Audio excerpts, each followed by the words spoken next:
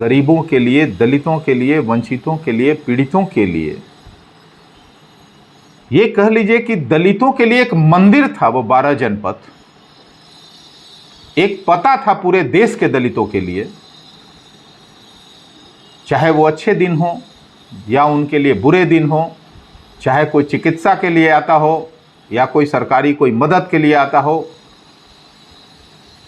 लोकतंत्र का वो मंदिर था, खासकर दलितों के लिए, जहां वो आकर एक वटवृक्ष की छांव महसूस करते थे। मैं समझता हूं कि वो पता आज खो गया है। देखिए, केंद्र सरकार का जो निर्णय है खासकर बंगले को लेकर, तो बंगला खाली करने से हम लोग पूरी तरह सहमत थे, ऐसी कोई बात नहीं है। बंगला सरकार का है और सरकारी जो नियम है उसका पालन करने के लिए हर व्यक्ति जो है पूरी तरह जो है आश्वस्त है। और हमारे राष्ट्रीय अध्यक्ष कानून प्रिय हैं, न्याय प्रिय हैं और काफ़ी संयमित, अनुशासित हैं। आप हमेशा मिलते रहते हैं, कई रिपोर्ट्स आप लोग पटना आगमन पे हमेशा मिल के लेते हैं, तो आपने महसूस किया होगा कि उनका स्वभाव क्या है। इस बात से आप पूरी तरह सहमत होंगे। तो हमारे जो चिराग पासवान जी हैं, पार्टी के राष्ट्रीय अध्यक्ष, देखिए उस बंगले से उनकी काफ़ी स्मृतियां जुड़ी हुई थी। आप समझ सकते हैं, जिसने अपना बचपन बिताया हो किसी खास बंगले में, पिता से जुड़ी कई स्मृतियां थी। हमारे पार्टी के संस्थापक स्वर्गीय रामविलास पासवान जी पिछले 32 वर्षों से उस बंगले में थे। तो जिस देश की सेवा के लिए और दलितों के संघर्ष के लिए जीवन पर्यंत संघर्षरत रहे, गरीबों के लिए, दलितों के लिए, वंचितों के लिए, पीड़ितों के लिए,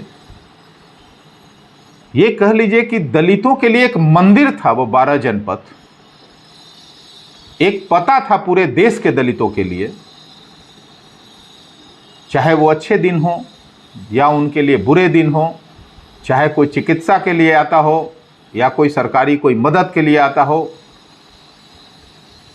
लोकतंत्र का वो मंदिर था, खासकर दलितों के लिए, जहां वो आकर एक वटवृक्ष की छांव महसूस करते थे।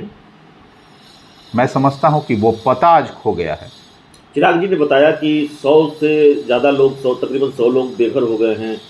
वो भी उस बंगले में रहा करते थे, उनको भी कठिनाई आएगी। हालांकि चिराग जी ने मदद का भरोसा भी दिया है वैसे लोगों को।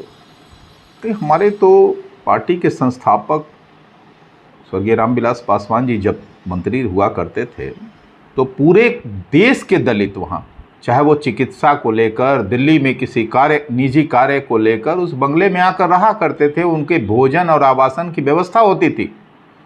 तो दलितों के लिए एक घोंसला था, गरीबों के लिए एक घोंसला था, वंचित समाज के लिए घोंसला था। साहब, दिल्ली में रहना एक आसान बात नहीं होती है गरीबों के लिए, जो अपने निजी कार्य के लिए जाते हैं, चिकित्सा के लिए जाते हैं। तो वहाँ एक ऐसी व्यवस्था थी जो वहाँ कोई गरीब रह सकता है, निःशुल्क वहाँ मदद ले सकता है, चाहे वो एम्स में इलाज हो, चाहे कोई सरकारी कार्य हो या कोई अपने निजी उद्देश्य से गया हो, उनको एक वट वृक्ष की छाया मिलती थी। आज वो वट वृक्ष की छाया कहीं खो गई है। दुर्भाग्य ये है। बीजेपी से भी नाराजगी है, केंद्र सरकार से भी नाराजगी है। देखिए, नाराजगी किसी से नहीं है। नाराजगी इस बात से है कि जिस गलत तरीके से प्रशासनिक अमला लगाकर जिस तरह से खाली कराएगा, ये बहुत दुर्भाग्यपूर्ण है, ये बेहद दुर्भाग्यपूर्ण है। और जिसने देश की सेवा में अपना सर्वस्व निछावर कर दिया। आपने देखा होगा कि कोरोना काल में हमारे पार्टी के संस्थापक दिन रात काम कर रहे थे, अपने स्वास्थ्य की इन्होंने इस तरह से अनदेखी की, जान निछावर करनी पड़ी देश के लिए। पीडीसी के तहत कोरोना में गरीबों तक अनाज और भोजन पहुंचाने के लिए जिन शिद्दत से उन्होंने काम किया है, उस शिद्दत को लेकर वो स्वास्थ्य की इस तरह से अनदेखी किए कि उनकी जान तक चली गई। वैसे देश पर मर मिटने वाले, देश की बलि बेदी पर अपनी जान की कुर्बानी देने वाले अमर बलिदानी स्वर्गीय रामविलास पासवान जी के साथ और उनके परिवार के साथ जो कल हुआ, वो बेहद दुर्भाग्यपूर्ण है। पूरा देश देख रहा था।